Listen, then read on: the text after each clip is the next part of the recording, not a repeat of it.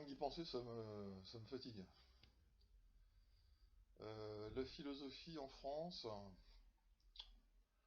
Michel Onfray, BFM TV et Raphaël Enthoven, France Culture. Le niveau de ce qui est transmis d'un point de vue philosophique est consternant. Consternant. Alors, si on voulait commencer quelque chose là-dessus, on pourrait commencer peut-être par le texte sur lequel tout le monde se casse les dents depuis 2000 ans, c'est-à-dire l'allégorie de la caverne de Platon.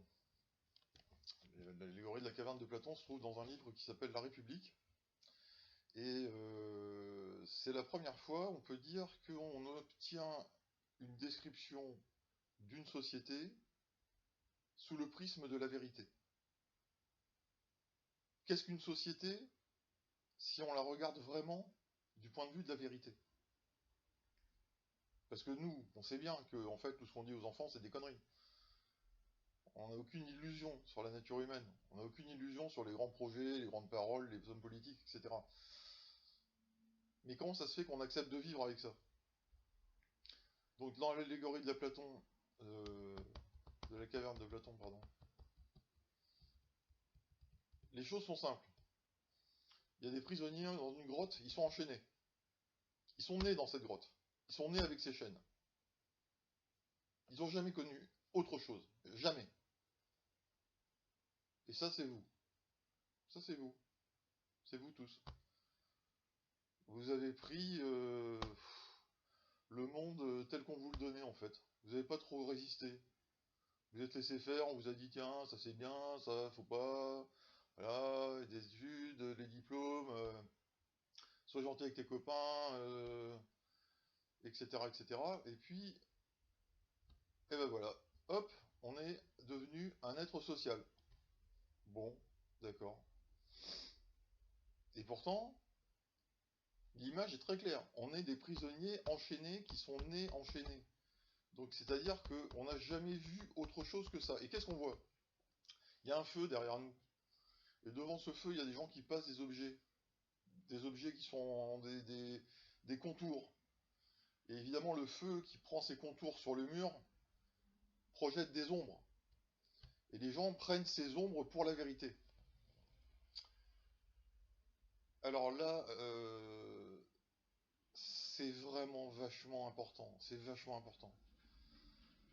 Parce que les ombres, c'est le bruit du monde, en fait. C'est tout ce qu'on vous met sur la figure en permanence pour essayer de ne pas vous faire penser au fait que vous êtes assis, le cul par terre et enchaîné. Alors vous allez me dire, enchaîné, moi, 2021, j'ai mon smartphone, je vais au travail avec mon petit ordinateur, je ne suis pas enchaîné. Ok Coco, le matin quand tu te lèves librement, bien sûr. Quand ton réveil sonne et que d'un seul coup, 3 secondes plus tard, t'es sous la douche, c'est librement. Hmm. Essaye pour voir si jamais tu discutes avec ton patron de lui demander un petit peu, tiens, j'aimerais bien faire 3 jours librement là, en me baladant dans Paris, tiens, j'ai envie de me balader dans Paris. Vous êtes d'accord? Essaye pour voir. Donc, ce que tu prends pour de la liberté, c'est un esclavage que tu as tellement intégré que pour toi il est devenu parfaitement normal. Comme il est dit dans la chanson d'un rappeur que j'ai entendu récemment, la nourriture, le toit, le logement, les vêtements, bref, toutes les choses essentielles sont payantes. On est en 2021. En 2021. C'est-à-dire que ça fait 800 000 ans qu'on n'a toujours pas réussi à résoudre ce putain de problème. Les gens ne font que survivre dans des grottes, aller chercher des animaux qui vont aller tuer au travail, et les ramener à la maison pour que Bobonne puisse les cuisiner, tranquillement. Donc là, il y a un vrai souci. Ta liberté, en fait, suis désolé, mais elle n'existe pas du tout, hein. T'as aucune idée de ce que c'est que la liberté. Tu sais vraiment pas ce que c'est. Et si t'as une profession libérale, t'es tellement massacré par les impôts que de toute façon c'est encore pire. Donc, tout ça pour dire que depuis que t'es gosse, tu vois des trucs et t'entends des rumeurs comme ça à la télévision, dans les journaux. Ah, les gens parlent de problèmes importants, hyper importants, etc.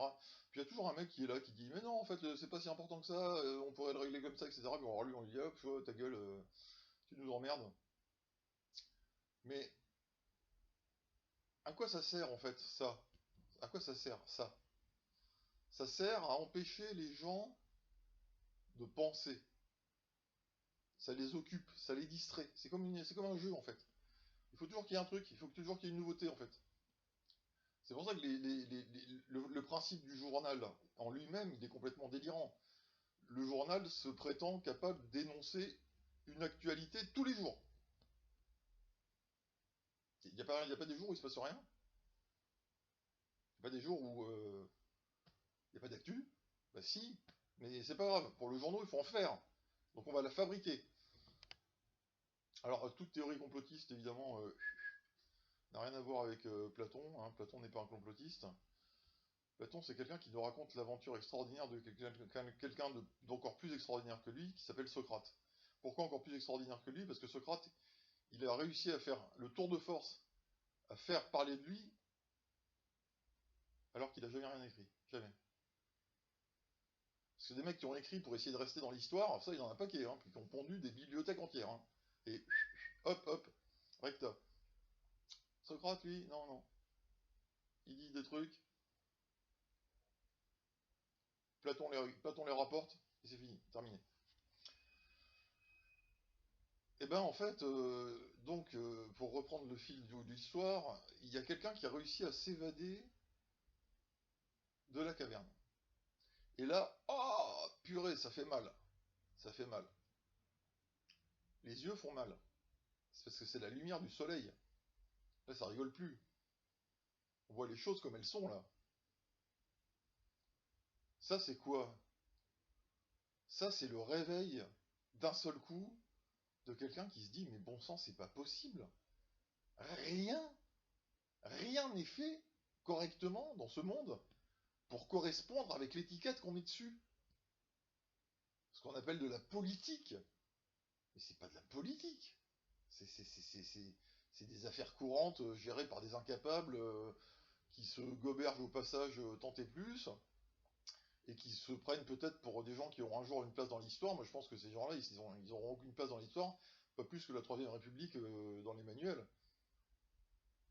Donc, d'un seul coup, Socrate, puisque c'est lui évidemment bien sûr celui qui sort, voit la vérité. Et il voit le bien en fait, il voit le bien. Le soleil qui lui brûle les yeux, c'est la lumière du bien. Le bien, c'est l'idée des idées. Le bien, c'est l'idée qui tient toutes les idées. Parce que tout ce qui ramène au bien est vérité. Et là, d'un seul coup, il redescend dans la caverne et il dit, non mais attendez, c'est pas bien ce que vous faites. Ce que vous faites n'est pas bien.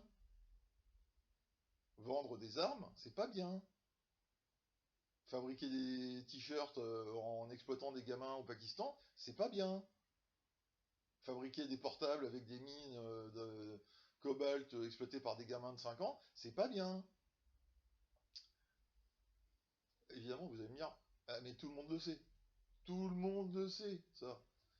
Oui, mais la différence avec Socrate, c'est que ce connard, il commence à dire, oui, mais moi quand même, j'aimerais comprendre comment tu peux le faire si tu sais que c'est pas bien. Et là, on arrive au cœur de la question philosophique. Au cœur de la question philosophique. Pourquoi les hommes font-ils le mal alors qu'ils connaissent le bien? Ça, c'est une question sans réponse. Pourquoi les hommes font-ils le mal alors qu'ils connaissent le bien? Comment tu peux m'expliquer ça, toi, Coco? Tu peux me dire, les hommes commettent le mal alors qu'ils connaissent le bien. Les hommes préfèrent la laideur à la beauté. Les hommes préfèrent l'ignorance à la connaissance. Les hommes préfèrent la violence à la paix. Pourquoi? Pourquoi c'est comme ça? Alors pour Socrate, C'est comme ça parce qu'il y a un travail à faire. Faut montrer aux gens que, eh oh, les gars, attendez, bougez-vous un peu, là, la vérité, elle est là, elle est devant vous. Il n'y a pas besoin de faire bac plus 12 hein, pour connaître la vérité. C'est ça que dit Socrate. Elle est là, elle est devant vous. Et dans un de ses ouvrages, Platon va faire une démonstration implacable de cette connaissance innée.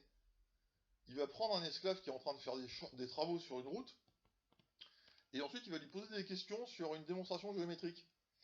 Il va lui dire, tiens, par exemple, si je fais un carré là et que je fais un carré là, est-ce qu'ils sont identiques? Oui, ils sont identiques, bon, etc. Il lui pose des questions, et à la fin, il arrive à lui faire démontrer un théorème de mathématiques alors que l'esclave n'a jamais fait de mathématiques. Ah ah. T'expliques ça comment, toi, Coco? T'expliques ça comment? Un mec qui a jamais fait de mathématiques, il se retrouve en train de faire une démonstration mathématique. Alors tu vas me dire, ah, il est guidé par les questions. Ah, il est guidé par les questions, peut-être, mais n'empêche que les réponses, c'est lui qui les donne. D'accord? Donc là, ça, c'est le début de la fin. C'est le début de la fin parce qu'évidemment, ça peut pas durer longtemps. Socrate, à travers les différents livres de Platon, que vous aurez l'occasion de lire, j'espère, euh, il emmerde le monde. Hein. Il l'appelle la torpille. La torpille, le poisson électrique. Il fout une décharge aux gens d'un seul coup et les gens se disent ah mais qu'est-ce que c'est mais... Parce qu'en fait lui évidemment cet abruti il a aucun savoir en fait. Il arrive devant les gens il dit ah mais moi je sais que je ne sais rien. Moi je sais que je ne sais rien. Je m'en cogne. Mais alors, toi par contre t'as l'air de bien savoir. Et là il fait un truc à la Colombo. Et ben tu vas m'expliquer parce que si je comprends bien ce que tu dis alors tac tac tac tac tac. Et puis il les balade comme ça pendant un petit bout de temps. Et puis d'un seul coup, eh ben c'est l'impasse. Parce qu'en fait, il les a mis en contradiction avec eux-mêmes. Parce qu'ils sont en contradiction avec eux-mêmes de toute façon. Comme nous, on est en contradiction avec nous-mêmes en permanence. Euh, je pense que c'est une bonne entrée en matière, ça, l'allégorie de la caverne. Socrate est tué. Socrate est tué. Platon décide de devenir philosophe quand Socrate est tué. Platon décide d'écrire. Alors que finalement, Socrate, c'est l'échec de la philosophie. La philosophie, en fait, elle est morte avec celui qui l'a fait naître. La philosophie politique s'entend. Et pourtant, Socrate reste encore vivant parmi nous grâce aux écrits de Platon. Et Platon, lui, n'a pas voulu renoncer.